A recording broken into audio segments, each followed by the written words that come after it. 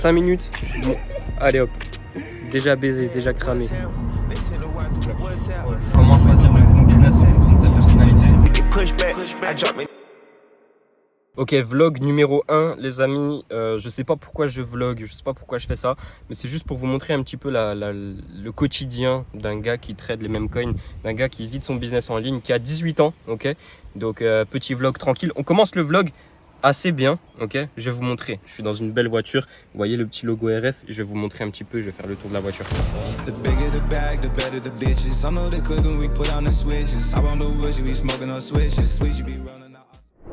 Du coup, programme d'aujourd'hui les frérots, aujourd'hui du coup ça va aller au sport, là directement j'y vais, je me suis juste arrêté sur un petit parking tranquillement pour vous faire la vidéo. Du coup je vais au sport, après je rentre, je mange, je bosse, ok, il y a pas mal de trucs qui sont prévus, des appels avec les membres pour le coaching, pas mal de choses. J'ai une nouvelle vidéo aussi, un module 2 de la formation, une partie 2 d'une formation qu'on vous a déjà tournée, que je dois complètement refaire parce qu'on a de nouvelles stratégies qui sont mises à jour. Et ce soir on sera sur le marché, donc on verra, on va trader en live et on verra un petit peu tout ce que ça donne. Du coup les gars, je me suis posé dans la voiture tranquillement, juste pour vous dire, moi ça fait pas 2 mois les gars que je commence à vraiment bien gagner ma vie.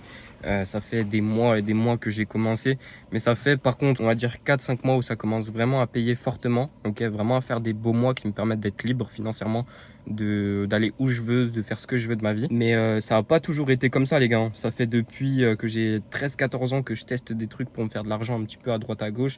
Là ça fait 10 mois que qu'on est dans les mêmes coins avec mon associé, qu'on fait vraiment que ça, qu'on paye des coachings, qu'on gagne de l'argent, qu'on perd de l'argent, qu'on se fait des contacts, qu'on va discuter de partout avec des Américains, des Irlandais, des Anglais, de partout, on fait que ça. Et là ça fait vraiment on va dire 3-4 mois où ça commence vraiment à payer fortement justement les mêmes coins, qu'on arrive à faire vraiment de très beaux retraits. Et juste pour vous dire les gars, vous avez 2 solutions. Quand vous voyez un gars comme ça qui est jeune, qui se fait kiffer justement avec des voitures comme ça parce que c'est son kiff, parce que les gars c'est réellement mon kiff, vous avez soit la possibilité d'être un rageux, de dire putain lui il a ça, comment il a fait, lui c'est un fils à papa ou je sais pas quoi. Ou alors vous avez la deuxième solution, c'est de dire ok lui il a ça, il a 18 ans, moi j'ai 16 ans, 17 ans, 18 ans, peu importe, bah là je me laisse un an et dans un an j'aurai mieux que lui, ok. Et c'est cette mentale là qu'il faut avoir, c'est à dire que moi quand je vois un gars en Lamborghini les gars, dites-vous, je me dis un truc, je me dis ok il doit avoir peut-être 30 ans, bah moi j'ai 18 ans, à 20 ans j'aurai le modèle au-dessus. Et les gars, mettez-vous en compétition comme ça avec tout le monde, et c'est juste ça. Faites ça les gars et vous allez déjà avoir un mindset qui sera un petit peu nouveau, et franchement vous allez voir que ça va faire une belle différence. Bref, j'arrête de parler, je vais au sport les gars, sinon je vais être en retard. Pour avoir un corps d'athlète comme ça les gars, faut que ça s'entretient. Je rigole les gars, vraiment, plus je gagne de l'argent, plus je deviens gros. C'est n'importe quoi, faut que j'aille me reprendre en main. Allez, let's go la salle, à plus. Séance cardio, j'ai bien la flemme les frères, mais c'est pas grave, il faut bosser, que ce soit business, physique, il faut bosser, donc go.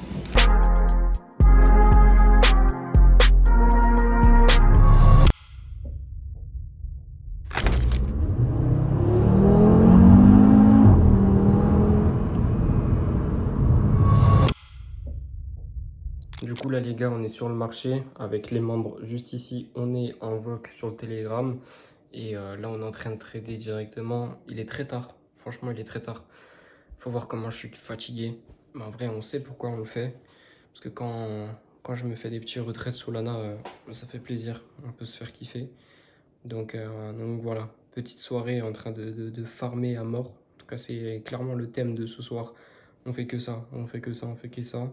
Surtout que la stratégie qu'on a, elle marche encore. Et je pense qu'elle va encore marcher longtemps. Donc autant la poncer. Franchement, autant la poncer jusqu'au bout, quoi. Donc là, on est en petite session directement avec les membres.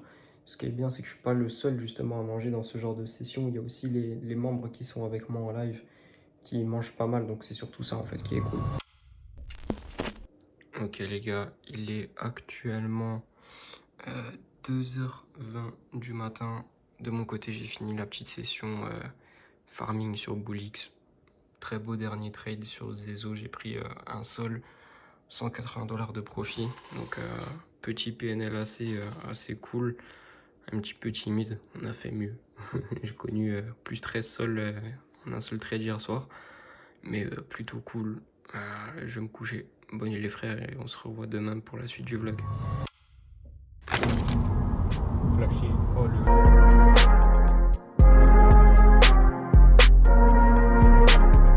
Ok, du coup là les gars on était au resto. Là on va au casino. Demain direction Allemagne, Autobahn. On va bombarder justement avec la RS3. Désolé les gars, on va vous montrer un petit peu de nuit comment elle rend. Ah oui. RS3. Je sais pas si vous l'avez bien vu à la vidéo les gars, mais c'est carré. Franchement elle est méchante. Elle est méchante de ouf. Tu kiffes toi? Incroyable. Incroyable. Les gars on sort du casino. On est rentré 5 minutes. Bon, allez hop. Déjà baisé, déjà cramé. On a tout niqué. Oh, on a tout cramé les gars, faut pas qu'on lâche la crypto. Faut vraiment pas qu'on lâche la crypto. Allez c'est une dinguerie. Bon les gars on s'est arrêté prendre un petit déj. Tranquillement, je suis KO. Mais on prend la route direction l'Allemagne. Je vais récupérer mon frérot le trader que vous avez entendu sur la vidéo d'hier soir. Et donc directement on va vous faire... on a préparé quelques sujets. Okay, on va aborder quelques points ensemble. Donc ça va être plutôt cool. Je vais vous filmer un petit peu tout cet échange là dans la voiture. Dans tous les cas on a 1 heure de route pour y aller les gars. Direction l'Allemagne. Donc on a de quoi faire. Allez à plus les gars. Vas-y du coup les gars, sujet numéro 1. Comment choisir le bon business en fonction de ta personnalité. Ça les gars c'est simple parce que avec Noah on est complètement différents. Lui il est calme, il s'en fout. Aucune émotion, c'est-à-dire que lui c'est un trader. Explique-leur un petit peu comment t'es et comment tu réagis au trading tu vois. Au niveau des émotions en fait, par rapport à ce que tu fais, ça va être très différent. Par exemple du coup si tu fais du trading en prenant mon exemple, va falloir être genre très calme, va falloir énormément gérer ses émotions. Et donc du coup c'est très compliqué à gérer ça pour certaines personnes. Donc du coup si jamais maintenant tu es quelqu'un de très émotif, ça va être très compliqué en trading. Et c'est pas du coup le cas de tout le monde. Par exemple du coup Lucas qui est un peu différent et ça va être beaucoup plus compliqué en trading. Tu vois. Ouais, ce que j'ai. C'est pour ça, moi les gars je suis tranquille, je sais que je suis un gars, je pète un câble, hein. Je vois une perte, je crame un compte ou quoi, je vais serrer, je vais commencer à casser mon écran, tout ça. Donc en vrai, dans les mêmes coins, tu vois, genre t'as moins d'analyse où il faut être calme, tu vois. C'est ça. Donc c'est ça qui est bien. C'est pas trop graphique, tu vois. Tu vas plus analyser une tendance, une hype, une communauté. T'as une stratégie, tu la respectes et tu fais de l'argent, point, tu vois. Ouais. Donc c'est ça qui est pas mal aussi. Et même au niveau de la création de contenu, être sur les réseaux, c'est mieux quand même d'être comme je suis quoi. Donc voilà les gars, comment choisir le bon business en fonction de ta personnalité. Choisis bien et une fois que tu as choisi, tu charbonnes là-dedans et tu fais de l'argent tout ça. C'est ça. Du coup attends, juste je précise, je fais du coup du trading sur le forex, donc c'est 2 choses différentes avec les mêmes coins. Et c'est pour ça qu'on parlait de psychologie du coup. Ouais. D'ailleurs les gars, je vous mettrai son Insta dans la description, ceux qui veulent aller voir un petit peu, qui veulent... Il propose aussi justement quelques services, vous irez voir sur son Insta, je vous le mettrai dans la description. Du coup, sujet numéro 2 les gars, quelles sont les compétences qui payent le plus dans le Web3? Déjà, étape numéro 1, crée-toi une communauté. Dans le Web3 c'est ce qui paye le mieux, la vérité, je vais être français avec vous.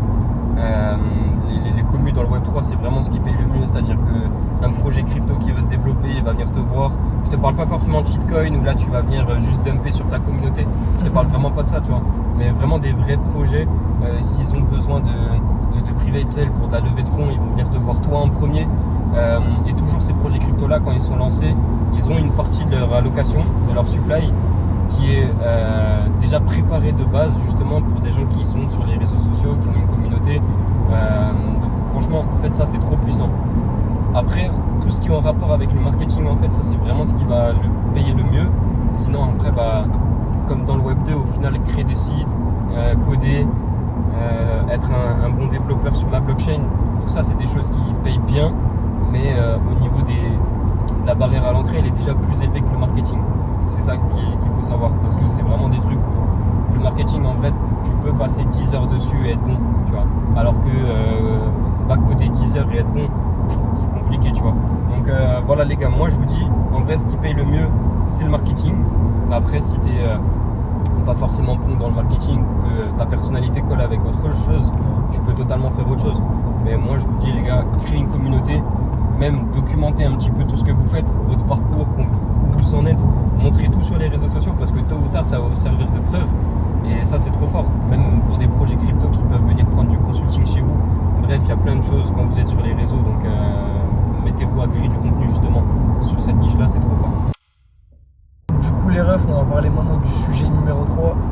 Donc c'est par rapport aux millionnaires qui se dévoilent sur les réseaux ou tout simplement qui se dévoilent pas sur les réseaux. Donc ça c'est deux choses qui sont complètement différentes. Ça va dépendre genre premièrement du business que tu fais, soit tu as le choix, soit tu n'as pas le choix. Par exemple du coup moi j'ai vraiment pas le besoin en fait. Je peux tout simplement trader tranquillement de mon côté et ensuite tout simplement je suis sur mes graphiques, tout ça, j'ai pas besoin en soi de montrer mes résultats, même si en soi je peux le faire, tu vois. Et en prenant l'exemple de Lucas, lui il a tout simplement à vendre ses services et en plus de ça faire sur les mêmes coins, donc c'est plus intéressant pour lui d'avoir une commu. Et donc je sais pas si t'as peut-être d'autres choses à dire en vrai. Lui il a pas besoin les gars, avec ou sans les réseaux il fait des sous. C'est très différent. Moi justement vu que je suis dans le marketing, dans le web 3, le marketing c'est un petit peu sur les réseaux, c'est un petit peu le but. Donc moi j'ai pas trop le choix, c'est ça qui est bien. Mais après moi je kiffe aussi, même pour l'aspect de se faire des contacts, tu vois. Genre moi j'ai réussi à connecter avec des gars qui font des chiffres abusés, juste parce que j'ai un minimum d'abonnés sur les réseaux. Donc en vrai, même pour faire des contacts, être sur les réseaux je trouve ça bien. Mais si t'es quelqu'un, tu veux juste faire de l'argent de ton côté, t'as pas besoin d'être sur les réseaux pour faire de l'argent comme lui, les gars vivez cachés, c'est mieux.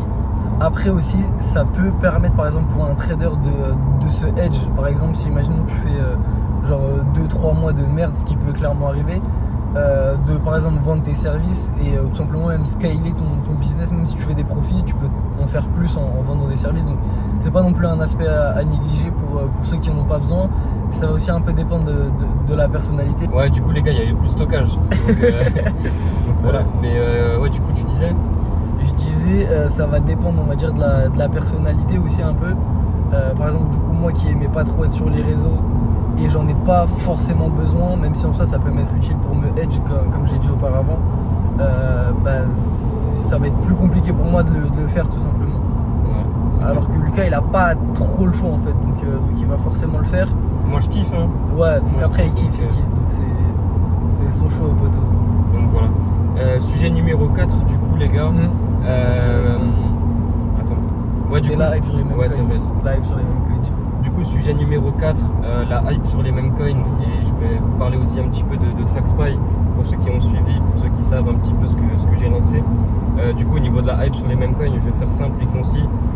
Ça va être pire que les NFT en 2020-2021. Ça va être encore plus hardcore parce que les mêmes coins c'était là avant les NFT. C'est là après les NFT. C'est toujours là aujourd'hui. On va rentrer en bull run. Bref, toutes les planètes sont alignées pour avoir une grosse explosion du marché. Donc non, il n'est pas trop tard. Non, ça va pas durer 2 mois. Non, vous avez le temps de faire 1 million avec. Aussi simple que ça. Donc voilà les gars. C'est clair, vous n'allez pas avoir 40 ans et toujours être en train de trader les mêmes coins. C'est un putain de bon levier pour faire autre chose après, faire de l'immobilier, sortir d'un bull run avec, je sais pas, 6 chiffres, 1 million. C'est très très bien comme ça. Donc voilà.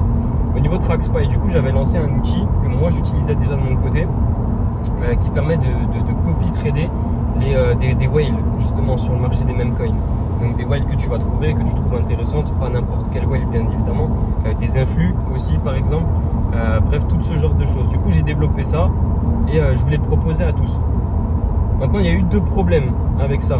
Le premier c'est que il y avait beaucoup de frais, les frais étaient beaucoup trop élevés, okay, c'est-à-dire que pour un gars qui venait avec un petit capital de 70 $, il allait se manger des frais trop hardcore, du coup malheureusement pour lui il n'allait pas pouvoir être en profit. Et la deuxième chose, c'est qu'on ne pouvait pas rentrer sur des tokens qui étaient sortis il y a moins de 3 jours. Okay, c'est une sauce. Donc, ouais, donc sniper tous les petits tokens, donc, ce que je fais, impossible justement avec ce bot là. On a trouvé une solution pour ces 2 cas. Avec mes développeurs, on a réglé le problème. Le problème qui était du coup, on a baissé les frais. Donc maintenant les frais sont en rapport avec ton capital, c'est-à-dire que si tu vas mettre 20 $ sur un trade, tu auras je sais pas, peut-être 1 ou 2 $ de frais, alors que si tu mets 200 $ sur le trade, tu vas déjà avoir plus de frais. Donc là, les frais sont corrélés à la somme que tu investis sur la crypto. Donc ça c'est le premier problème qui est réglé. Deuxième problème, ça a été aussi réglé. Maintenant, on peut snipe n'importe quel token, du pump fund, on peut tout faire. Ok.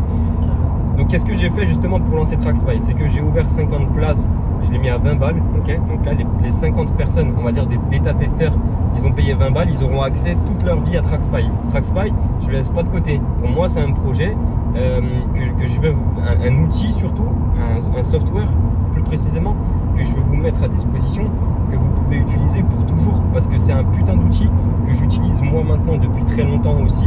Donc c'est pour ça que ça, je le mets pas de côté. Donc j'ai eu ces feedbacks de ces 50 personnes là, et maintenant je suis en train de créer le meilleur produit possible tout simplement. C'est pour ça que ça, les gars, ça reste dans un coin de ma tête, je vais le scaler au max. Les développeurs, ils sont sur le coup, ils sont en train de nous préparer un banger. Et donc voilà, restez à l'affût. Pareil, vous avez le lien de TrackSpy dans la description, le lien du Telegram de TrackSpy. Si vous voulez y avoir accès, let's go. Mais en tout cas, ça, c'est un outil pour moi juste incroyable. Peut-être qu'on vous mettra même nos adresses crypto à nous pour ceux qui veulent avoir la même stratégie que nous, sniper des tokens pump fund, tout ça. Donc voilà, ça c'est des choses qu'on fera sûrement pour vous. En tout cas, beaucoup de choses à venir avec ce projet-là, TrackSpy. Donc on vous tient au courant, comme dit sur le Telegram, pour la suite.